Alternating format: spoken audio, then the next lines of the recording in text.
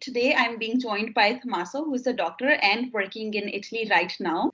I'm asking Tommaso some of the questions to clarify some of the misconceptions and wrong information that is going around on the internet and to spread awareness. So hello everyone, and I'm glad to be here because, as Ayesha said, there is a lot of misinformation about coronavirus.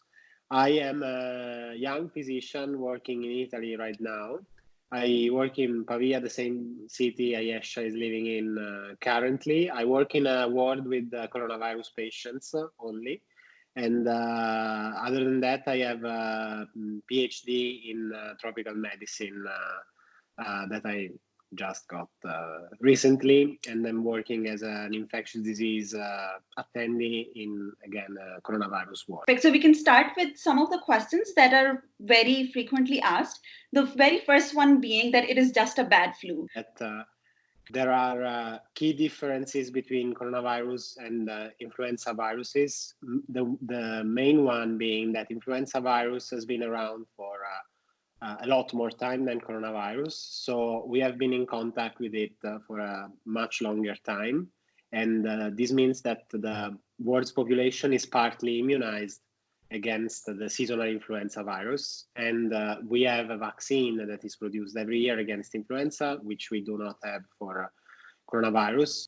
The point is that there are certain parts of the population that are more severely affected, which is immunocompromised patients and elderly people, sorry. But the problem is that since this is a completely new disease for our organisms, anyone can be infected first, so anyone can transmit the disease to others. And it's a very, very spreadable disease. So it's very, very easy to pass on, because like influenza, it is dispersed by air. So just by talking to you, I could pass you the virus, say. But the difference is, again, that due to the fact that we do not have any natural defenses for now, because it's the first contact with the virus, the disease can be very severe. And it can be very severe in elderly people or immunocompromised people, but also in young people. Because in Italy, we have people that are 40 to 50 years old that have a very bad case of pneumonia due to the virus, and that are going in the intensive care unit, which means that you end up spending days with a tube that has to forcibly ventilate you. So it's not, say, an easy thing to endure for anyone run in the intensive care unit. But the point is that anyone can be infected and anyone can spread the disease. So everyone should avoid being infected in order not to harm people that are next to them and that are elderly or immunocompromised, etc. In a way, and many countries which do experience hot weather, Pakistan being one of these countries, many people believe that since we have hot weather, we don't have much to worry about and it will just go away by itself. So we do not know how the virus will react to hot weather. It is what we are hoping, but again, people should not act, say, carelessly based on the fact that they live in a hot, in a country with a hot weather, generally speaking. But a lot of people are very afraid of quarantine for some reason, even though it's just socially distancing yourself. If you can explain the concept to people and why is it important to do it before, when you have less number of cases, instead of doing it later on, and why is it important to act right now as individuals as well and take responsibility? So it's acting now, it's important because the virus is diffused with an exponential growth. So once it starts going and after one point, it's basically impossible to stop. So what we are doing in Italy now is not stopping the virus entirely. We are trying to spread out the number of cases over a longer period of time so that our health system does not collapse. So if you do quarantine now, you may avoid an epidemic, which is very important, because once an epidemic starts out, it grows by itself. And there is really no stopping that, no way to stop that. And the concept of social distancing is that you should avoid human interactions as much as possible. So I know that in Pakistan, there are a lot of people that live with big families where perhaps grandparents live with children. Mm-hmm. So it would be important for, say, for children not to play with the grandparents, especially if children are sneezing or coughing or having symptoms of a flu. It would be important that you would structure your daily life in order to have as few interactions as possible, even with your family members. So no handshaking, no hugging, no kissing, which I know is a tough thing to do, like not to show affection.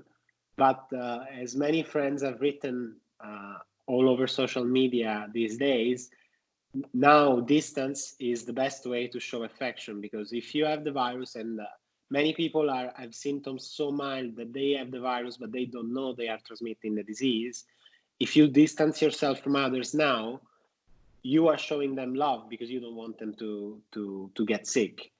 Other practical tips are try to eat with as few people as possible.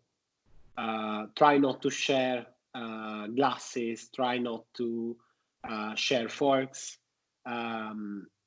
It's like you have to have your usual hygiene, but at a much higher rate. So wash your hands after every meal. Don't touch your mouth or your eyes with your hands, because hands are the highest source of contagion for these viruses after direct transmission through breathing and talking to each other.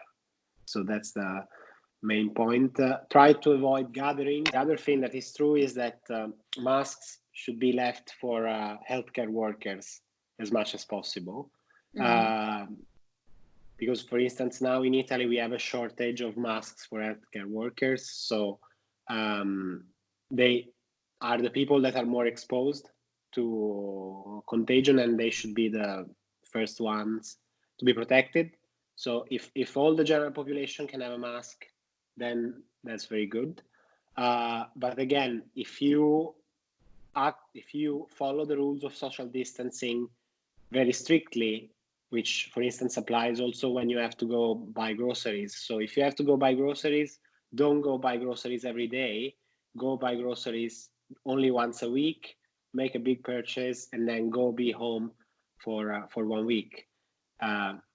So if you limit your movements, masks are good if you have them. But again, they should be left for healthcare workers first, and then for the general population.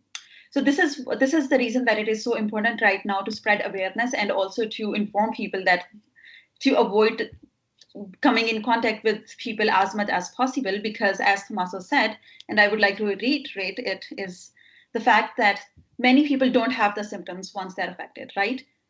Yes. In the beginning, at least. And that means I might have the virus and I might not even know it. Unknowingly, I would transmit it to people that I care for and I love for. So it's important for me to stay at home even if I'm not sick or I don't feel that I have the virus. This is why it is so important right now.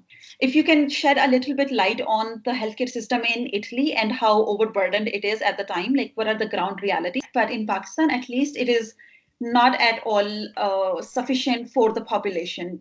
There is very less number of beds, very few ventilators available, and many areas people don't have direct access to the hospitals either. So given this scenario, and now if we look at Italy's scenario, which I'm sure has more resources than that, like how burdened this pandemic can be for a healthcare system. So the health system in Italy is said to be among the best in the world. First off, I'd like to point that out, but it's suffering very much during this pandemic. And so Italy has, say, one of the parameters you can look at is the number of intensive care units bed per 1,000 population. Italy has 3 beds per 1,000 population. In Italy, anyone has a right to health. So we have universal healthcare for acute and life-threatening conditions. But the reality these days is that there are so many people being hospitalized because right now we have 70,000 cases. 7,000 people have been declared disease-free, and the rest are roughly half of them are being kept at home in observation because the symptoms are mild. The other half is 5% of the people is actually in intensive care units. So again, with a tube in their lungs because they cannot breathe by themselves. And the other rest is kept in acute wards under oxygen, but without the need of a tube. But this is just the people that are in the hospital. The actual truth, from my perspective and the perspective of many colleagues, is that the infection is very much widespread in Italy right now. So we have people that maybe die at the house before they can get to the hospital, because in some hospitals, ambulances have to wait 3, 4, 7 hours before they can even get the patient to the hospital. So now if you call an ambulance in Italy, it will arrive at your place within 15 minutes. Now, in some places of Lombardy, this takes 23 hours. And there are very painful scenes in the emergency rooms of many hospitals throughout Lombardy, because we have to choose which people go in the intensive care unit and which people don't. And if these people don't go in the intensive care unit, this means they die. So for instance, currently, if my grandmother, which is 87 years old, had coronavirus and she went to the intensive care unit and it was her and I don't know, me, I would be given the spot in the intensive care unit and she would be left to die. So that's the situation we are facing now, that we do not have enough resources to cure everyone, basically, because the disease is spreading very, very rapidly. Very rapidly. And this also means that other people who don't have just coronavirus, other diseases, they can't get the treatment as well. Yeah, please The go on. best example of this is a heart attack. Because if normally, again, in Lombardy, but also in the rest of Italy, generally speaking, if you have a heart attack, you are treated within 2 hours, which is the standard of care for heart attacks. And now this is no longer possible. So I think that right now we are focused on coronavirus itself, but when hopefully all this will be over, which no one can say when it will, we'll find out that many people died of other causes and we were not able to see it because entire hospitals now are full of coronavirus patients, and more are being, dedicated to this purpose. Yeah. So this is why it's important to act fast in the beginning when you have less number of cases. So maybe you have a chance of containing the disease when you know that it hasn't spread virally. Because if 200 people have been 200, 300 people, however many have been affected, that means even if we say on average this person has come in contact with 2 more people, that means that is already 400 more people that who have been maybe come in contact with this person. And this is why we need to do social distancing from the beginning and be responsible citizens, basically, of any place where we are living. Exactly. And even if you fail to contain it, which is nothing, social distancing is still needed afterwards, because the point is that what we are trying to do now is to try and spread out the number of cases over time so that we don't saturate all the hospitals in Italy with coronavirus patients. So that there is the containment, which maybe Pakistan and other countries can still do.